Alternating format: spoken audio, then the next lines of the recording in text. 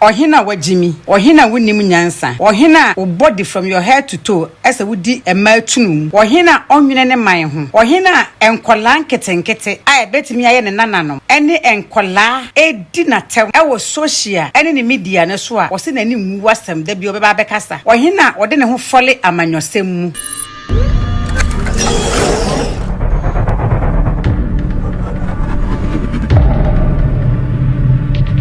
Abusuya edini yesey eno one so tvgh edini so tvg abusuya wonya subscribe channel subscribe like no comment no share no de ama hofro so nya bi ede ahwe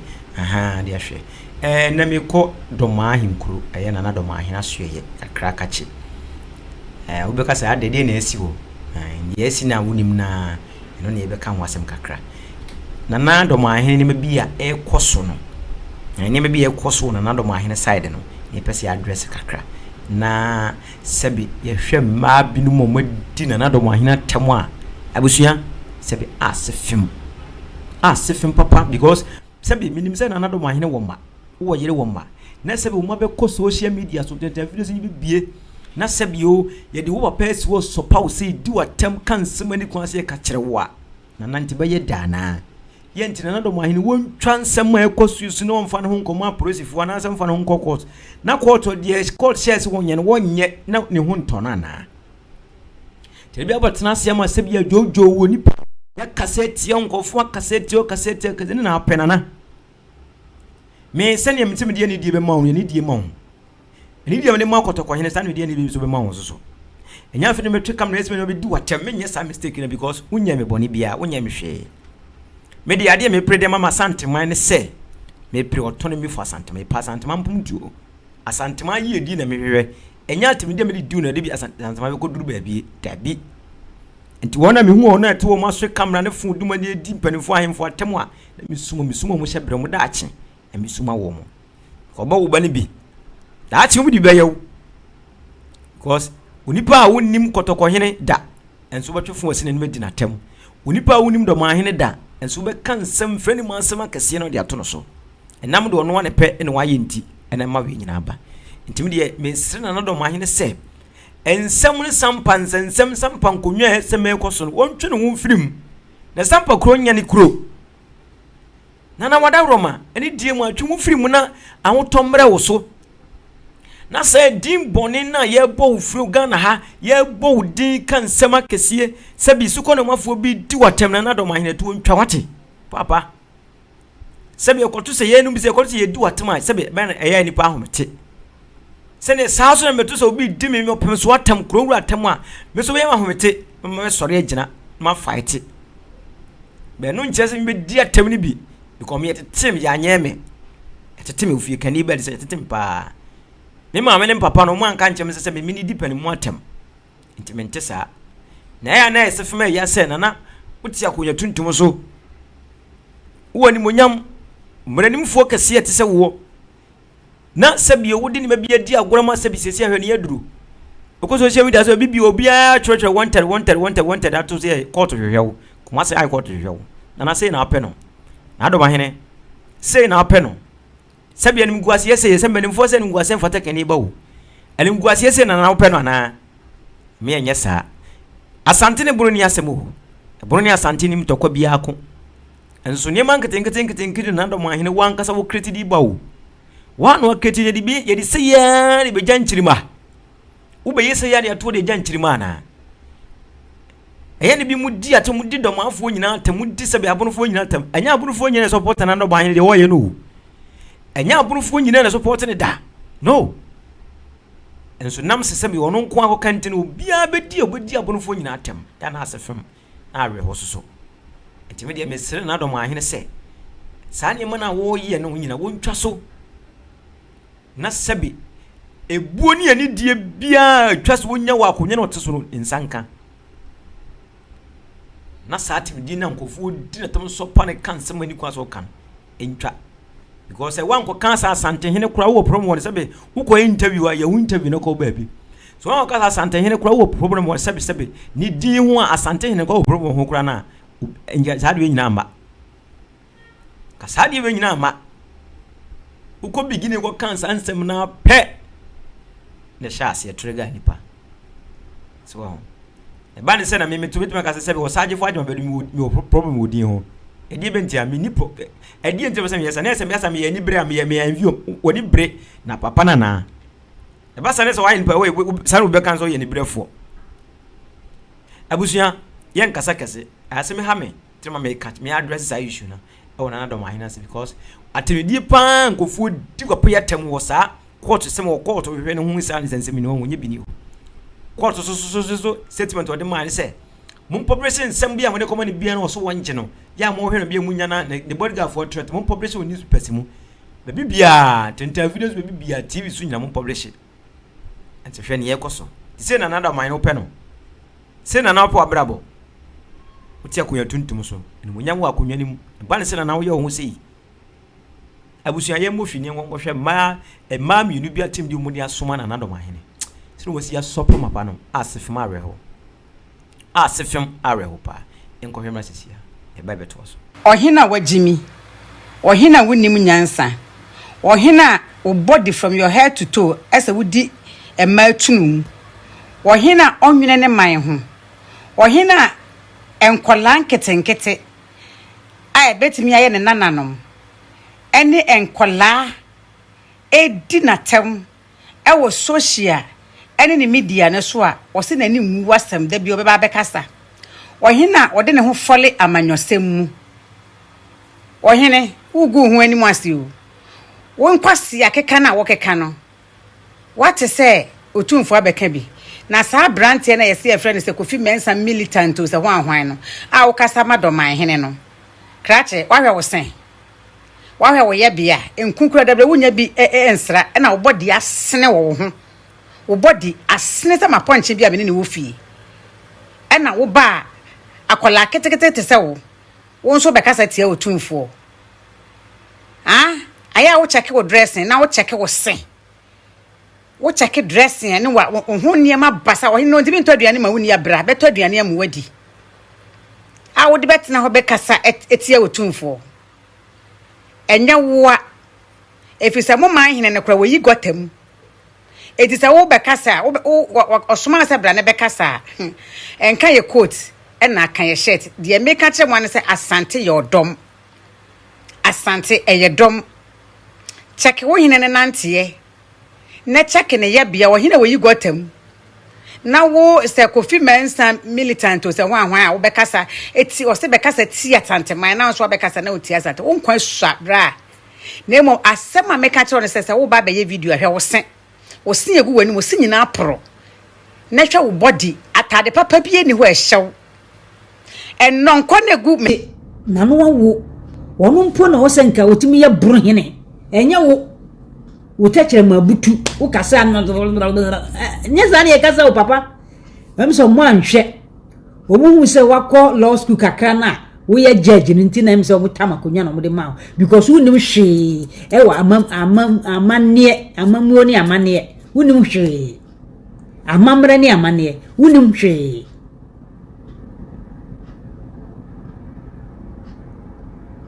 shenie mabiye cosmetiwa anytime bia sa Dormaahene we wo be bie wa no ensem afiri wonu mu ba no kan e bon obi ese wo ye judge wo nkasa saa kasemo a nyansa wo ohun ola Michael na semo kan no wo se sabi jimini mpo we bo ni kwazo to sabi se jimini so kana ntumu a twero ne se ye ne dan ye bu ni nyansani enti wo no wunim sensem a ode ba abonte no nyansa nim no aya ka wano no tum Kofi Adoma se wodi wo yawo Kofi Adoma wo ye buru ni a ofri bron wo se wodi wo yawo esanse wo ye ungrateful being ungrateful human being eyewo adenti ena wa wo de hye pra ewo wo Kofi o se de ndien afahye na wantimi amfafo amfre no misasa de ne hotie Bible say Yesu no nam no srasra enkrofo ruwura enkrofo fiem srasra wo mo ye ne busuani dabi enu na so awurade ani Bible say ebe kom de mu kom de me no ma aduane ani me dada jano wan fra me ntoma ye de me to prison no wa ma mehwe me no mu bisa se awurade na de da ben ene kom de wa ya ma aduane da ben na wo dada ja ya mfra ntoma na da ben na akoda prison ya ma mehwe wo se wa anya ma wo nua no wa anya ma awurade eti se Kofi Adoma mpo nya buru ni no ye santini na obeye adwuma de ama obekova bibi de ama ama domafo a muti akura na se ho no monso yate mo nkase monso mo yele santifo de yaji yedi o babia obi anim ye yaji yedi ba domafo na afi na mo pese monso mo yeden mo gidin enti Kofi Adoma woni na media no so wo ye kese e obunu mamu ho enti o me cover mamo what you say na obekova ma na ade na de tua ko bonani a wutimi gina badwam kase enya na atutuo no bo no we shame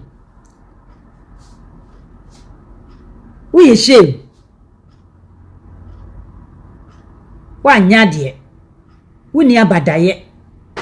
wonwene nipa ho adwen da otirimu no enye eya adwenfin sesan suban na de wo ye no ye de bibeye wo ebi wo kura wo nwu o Bible say otuaka awon to aso 9 na Bible na san hira nso awon to aso 9 enti de wo ye me se wo benya ho akatua awon to aso 9 na akatua no benya na wasase we so ansana dide na duho mo asa kwaje another punishment churon kura se yemfa ni yema de ni de se no enuntina wakano Ephesians chapter 6 verse 1 to 3 wasi duwajanu na ni na maonkwana awar wasasi so enti wotumfo no ebanyini mu a wo Dormaahene wanyini chen wunim tumafra wunim asa wunim hwe enti wotumfo sa na ya oya wotumfo chichire ni se ya no de abono bo se pan na ya oya wonti ase aya brody wonti ase Dormaahene wotumfo sesa ni sei no asesa ni sei no asesa ni sei no de abono bo pan wonti ase wari ase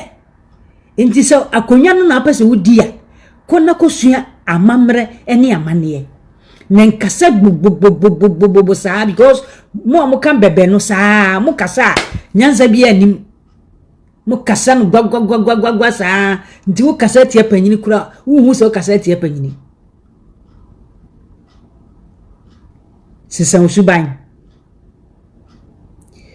suban na de odi aye Kofi Adoma no mesi wo benya ho times 4 Dormaahene wono domafo ndem de aye Kofi Adoma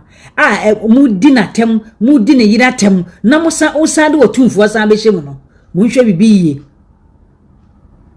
na nkotumfo de wono ye mpaso a wo pa ahoma so enye na nu mode na ni yentra ena ye hye fa no ba meboa yen ena abrofo ena bebre dollars million ena bebre sei ena bebre eno so kasa dan Dormaahene mantini ye woze dan be woze dan kasa ye o tachira makra butu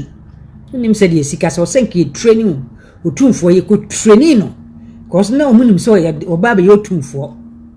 nti training no watra ukrom ho aboridi kokudua who born dog buade de obedua no eno na obetwa aba wo de boba no ye de bebo tachi hwaniema bi ye na Dormaahene wa man ho so Doma dikro awo Doma dikro Doma wa man ho so mere so hwe wo hu ye bayifo sasem kese be ba frank anzizo hwe ye da bia mitie wa comment a wo ma no da bia wo pese wo enesi wa asante ne Doma abrofo ye no mu ni asem o Domafo ni eni monya Doma mo ni eni monya eni abrofo ni problem wo Domafo mo hene no onim nyanza ntino mo so Domafo amugu social media no so obi anim nyanza jimie saa na atemdidi abusia din ye say so tvgh din ye so tvg so nyan subscribe channel subscribe no like no comment no share the man for so nya be de ahwe se ma mu hu ne course mo share de course ne say na do ma hene penana ni kwanse basa ni kwanse na pani na ya wotie ko man hene mu a ni kwanse nsem bi se kura wo bi ka bi kire wo da enso na wa no ma ho kwan yo wa no ma ho kwan na sebe ye de wonim eye form sebe ibirum de wonim ye de eye form ni kwanse basa nso so abasa dawroma ni kwanse basa te besre me de mesrewo ni so tv atifo nyine besrewo eni ma bi wono ma na ensem fatawo twonhu firi ho ensem fatawo ba kokura twonhu firi ho eni mo nyama na kuta ma na mo nyetu mo akonyo na kuta mo nyetu ona yodio na edu di adin a sebe se boga be fotrotro edu di adin a o mo abese twonhu akasa ti wa sore ti adu atam ti besrewo twonhu firi ho na do ma hene twonhu firi sampa nkunya no ho na omo ankasa endilo mu ade na nye yema wo mo call say mun grant ni pa no mun fa na pipe ne krata anko national union gazette no o se mun fa anko na fa anko kina court wa say wo se menye wo bumra so te se unni mra wo so bumra so te si ahwe ne eto hwe ne guase ye gu social media so hwe ne man nsem asabe ye kafata ye ka egu oni masie se na pe no wo ye pani enye sa enchirima wo ma te wo ko school kura na ne di ne to wo kura na school dem wona nam bebe wona nam so te ho je ne beto ho mo obusuafo ye nse tete won so ere ye mo fa na enye wadawroma ni di mo na me de na futu sem kakra me kan no sabi ne wiase ye kwaye ben sabi akoda tu panifo panisu tu akopani akodafo timene makakra ma advice kakra me mana na no wadawroma se me kasa man kase na fa cheme sabi yezi do twa so no se de chair dai achia mintime tu fo de bet e kan eye ne bi wa ofa be boa wo amani munyama na wo pe wo ahini yi mu no sabe kana mbabre ye mfate ne di mfa ni hene sa wo pe sabi bi papa de aye wo man ukuro yi anya temidi na be ma mranti bi no ma hye kire aye because beginning adi we ko banyina na beginning hye ase firi wo wo se wo asante hene di ko problem ho ba na se do twase obi din ko so ha wo ho ena asante hene no ye pe na se ene na ekoja ene de nimpum tu ba ya na ene se san do ma kuru no ene change wo konwa ne ko different position na wana kriti enima we nyina o ento kwani dede ya emranti ategum di mu di mpanifo atena na wana kriti sa bro ne nyina beto no ti jai matu ntwa tungo twele ya twere na ahoto mrafi na sebe ahoto ba fie ye ne de bia na be tu mfa ye bia mra adawroma abusia idin de so tvgh sem di ka konya subscribe no like no comment no wa share dem on for so nya bia de ahwe sebe court nsensem ahenye hu nsensem problem e koso wo do ma inkro do ma na ajuma bedu ne sampafo nsem yi hu ya court wa issue ayi na ye ka bi ye de yeso wa bia wunyai wa bia ye so wa bia ye wate na ndo man ne wa bia ye twaso ne matu ko twere de twere ne dimbo bi do no sebe enna enyi din ne beboa wa no obusua na oma de betima ka kire wo why idi ne hwe ye medi watam enka sentiawo ye de be prim puntu de ma asanteman ye de ye hwe free asanteman wo nyina ne se utumfo ne se ye pe autonomy for asanteman utumfo mo why ne nye autonomy for asanteman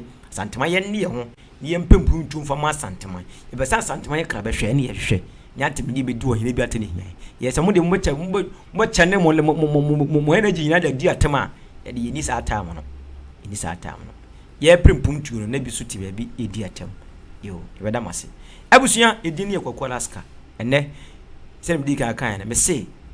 ope se ubo advert bi odwumadi so an ope se ye advert ma wo dwumadi so ye ya so tv so afa number na frɛ so tv office ne mo advert me promote bi bia be se promotion ye pese promote de enfa ma na so dwumadi ne konkan ewa obrabonim sabe pepe wa ope se wo twa yi ai for wedding ope se live coverage bia streaming live bia and free abi stream media ma ona ya ju bi kakrem ye stream fefe de e de ma idin ye kwaku alaska abusia medimbusia da sende e beto aso de ma piao So thank you for watching the video. Thank you for subscribing to my channel. And thank you to those who are about to subscribe to the channel. Please subscribe to the channel and share and like the videos that I give you.